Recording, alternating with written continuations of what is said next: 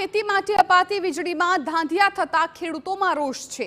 કરજણ પંથકમાં પવન સાથે પડેલા વરસાદ બાદ ખેડૂતોની વીજળી મળવામાં હાલાકી પડી રહી છે। વંટોળ સાથે પડેલા વરસાદથી વીજપોલને નુકસાન પહોંચ્યું હતું, જેને એક સપ્તાહ વીતવા છતાં કરજણ તાલુકાના અનેક ગામના ખેતરોમાં હજુ વીજ પુરવઠો પૂર્વવત નથી થયો।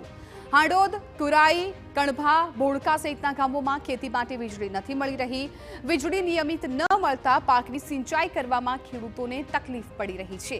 વીજળી સમયસર મળી રહે તે માટે ખેડૂતો માંગણી કરી રહ્યા છે।